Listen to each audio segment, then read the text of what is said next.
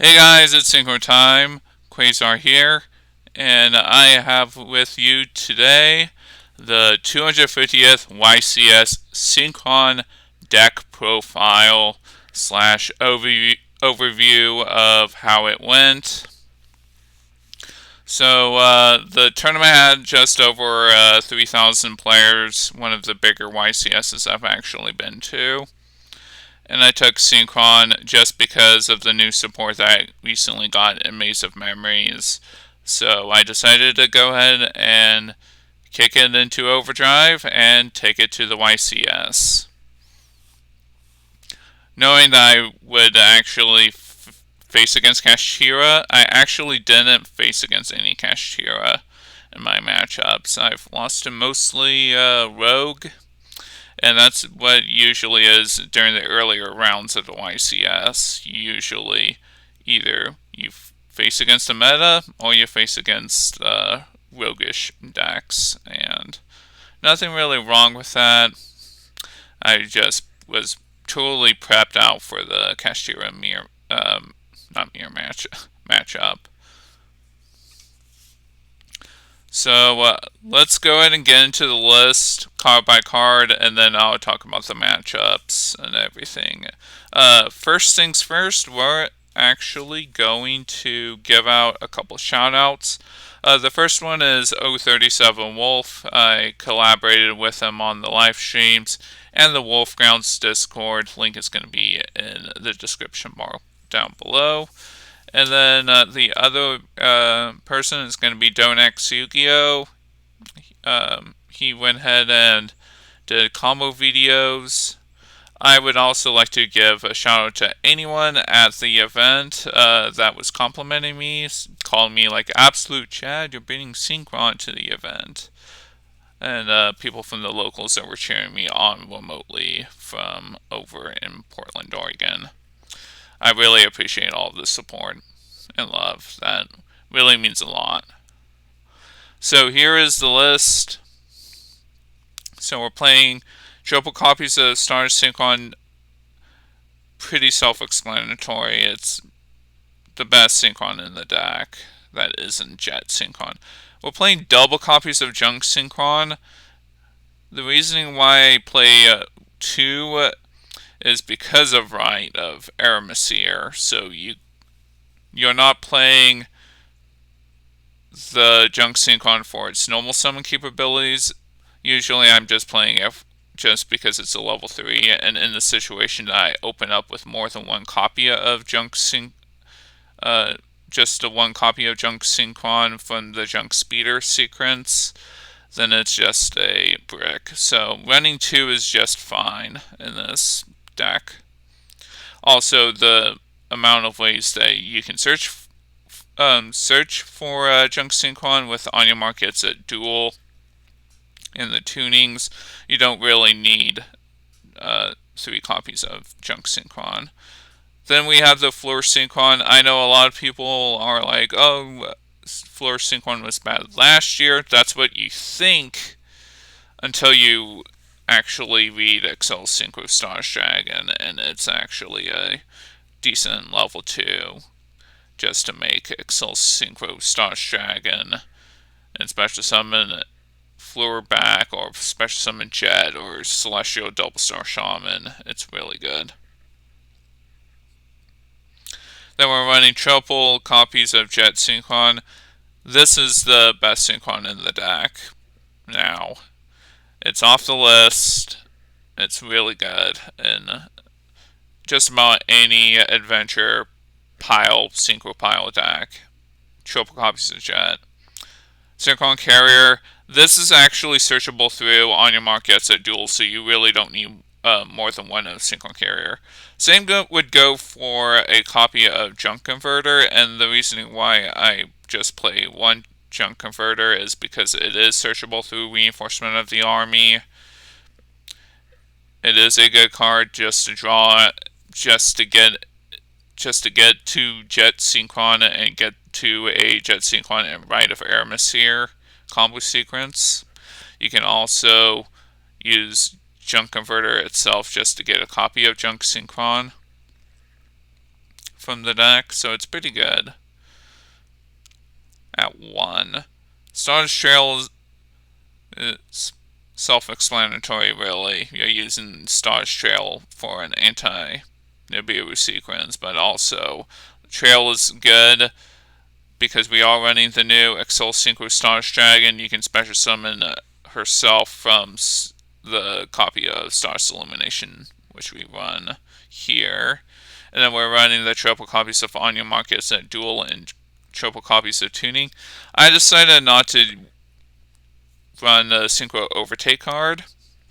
Reasoning why is the extra deck is very strict and it's pretty full, so I just didn't have room for the Overtake package. And I would actually make an argument that the Excel Synchro Stardust Dragon actually is the replacement for Synchro Overtake and a copy of Junk Warrior.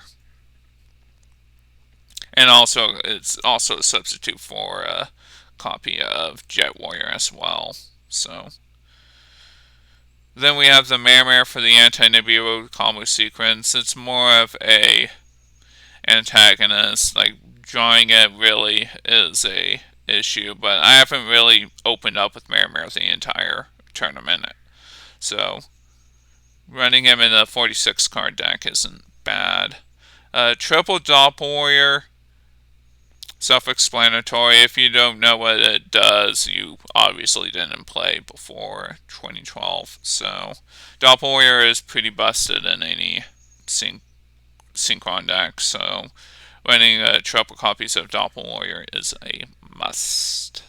Then we have Rhoda, Foolish, Caught by the Grave. Reason why these are here is because there are busted one-ofs. 26 cards for the Synchron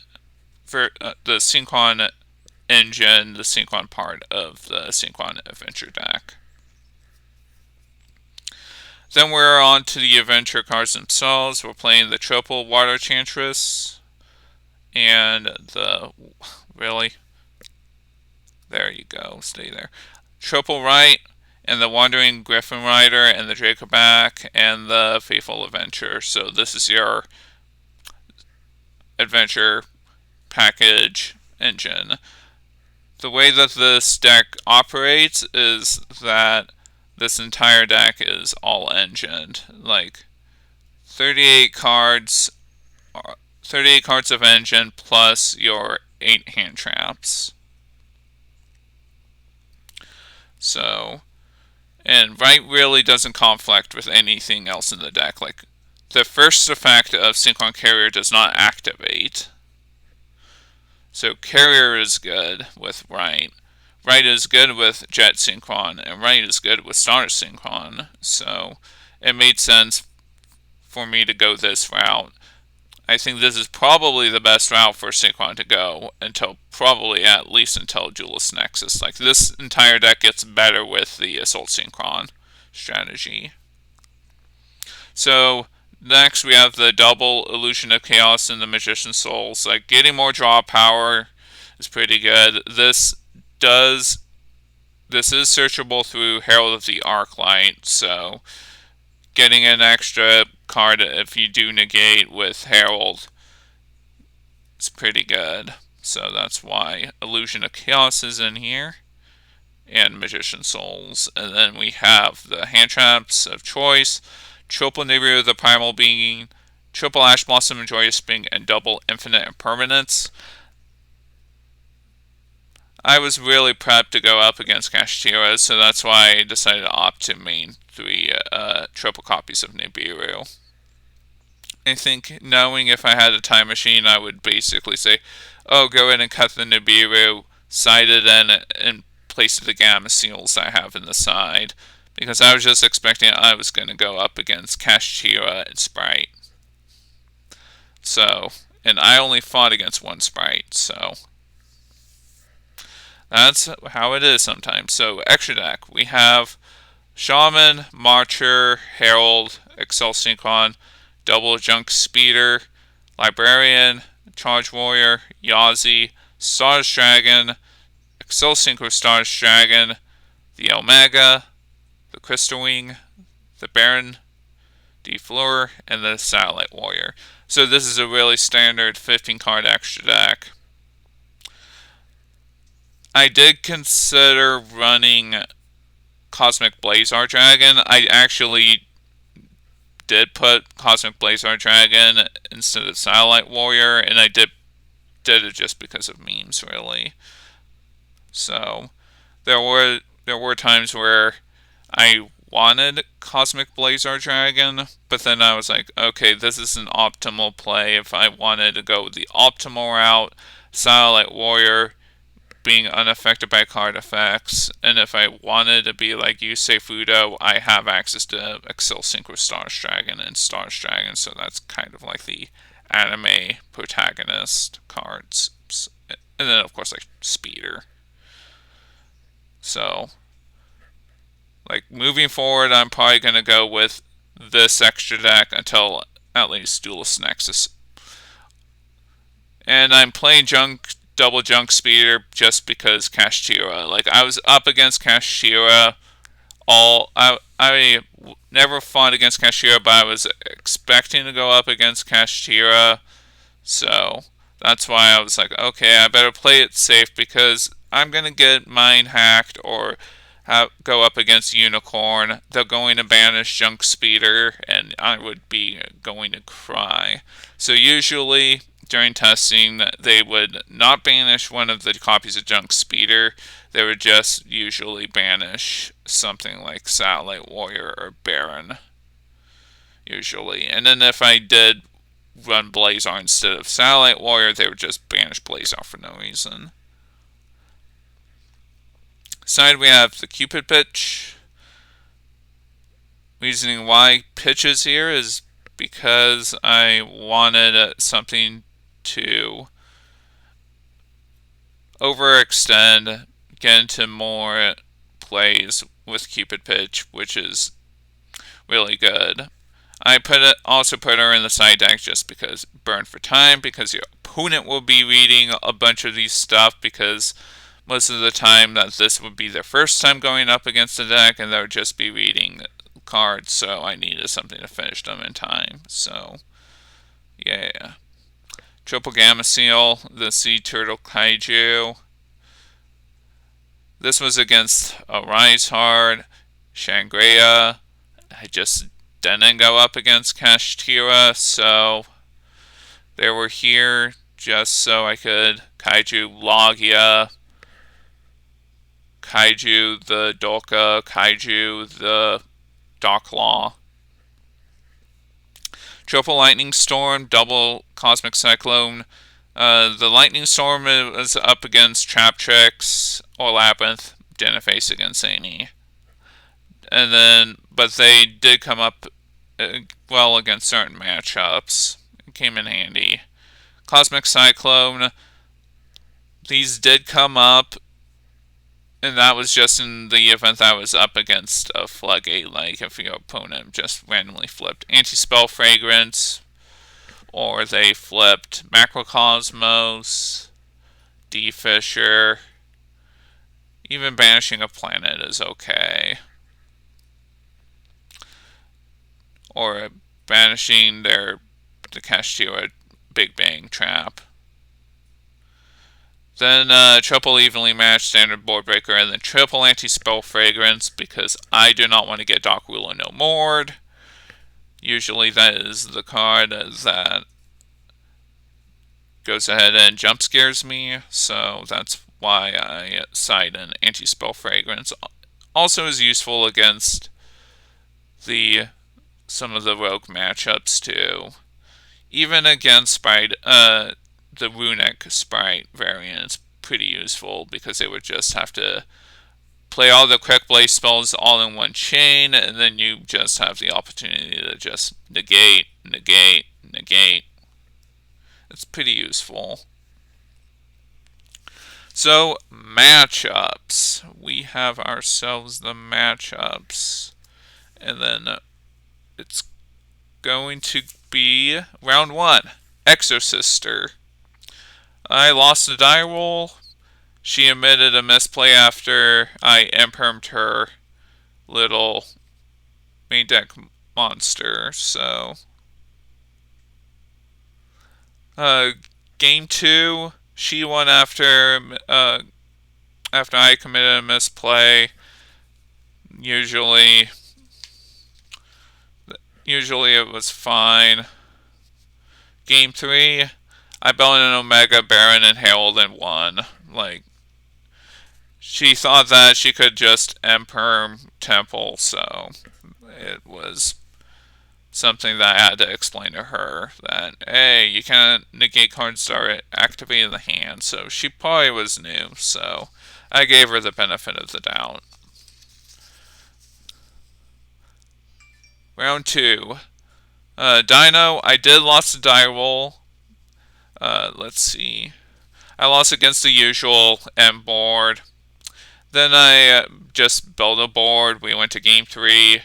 I decided to do Nibiru, but I was up against Miscellaneousaurus, and so we had that ruling come up where the Miscellaneousaurus was pretty broken against Nibiru. I had only one monster to tribute, and it was like a Star Synchron. So unfortunately, I lost that one. Round 3 Hero. Hero is a really popular deck in locals, so I know the matchup quite well. So it was an easy one. It was an easy 2-1. Like, there's nothing else left to say about that matchup. Then Sprite lost the die roll. Like, it happens. It was the Melfi variant. I think I bricked during game 2. So that was like the very first. Oh, I lost it, and it wasn't really my fault on it, and it was interesting.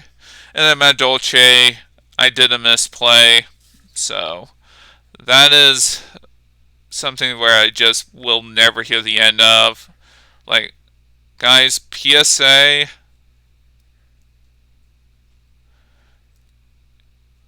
when you open up On Your Mark Gets a Duel, please resolve this card before you resolve anything else. You cannot activate the effect to add. You cannot add when you control other cards. So I opened up with this and right, and then by that time I was just so tired that I activated right, and then I activated On Your Mark Gets Set Go, Gets Set Duel. So, yep, that was the thing. So then I went to a couple regional flights day 2. So I didn't make it to day 2. I did go up against a Runic Natroya player, and then I didn't automatically lose. We went to game 3. We went into time because he had to read a lot of stuff. And then since it's the single elimination rules, I had to run a going second deck. Going second side deck. We couldn't side anything out, so that is what happened. And then, unfortunately, I drew a lot of my side deck, or an incredible deck going second. So that is what happens. It is what it is. And then after that, I just went to Disneyland. So. Yeah, it was my first time actually going to Disneyland since 2006, so it was an incredible trip to Disneyland. Like, I got to go to see the Galaxy's Edge, the Star Wars land, going to see Avengers Campus, so it was pretty neat. So anyway, that is my deck list, so I hope you enjoy your deck list. Hope you enjoy the video. If you do, please like, comment, subscribe, hit the Taco Bell icon to get notified, and see you guys later. See ya.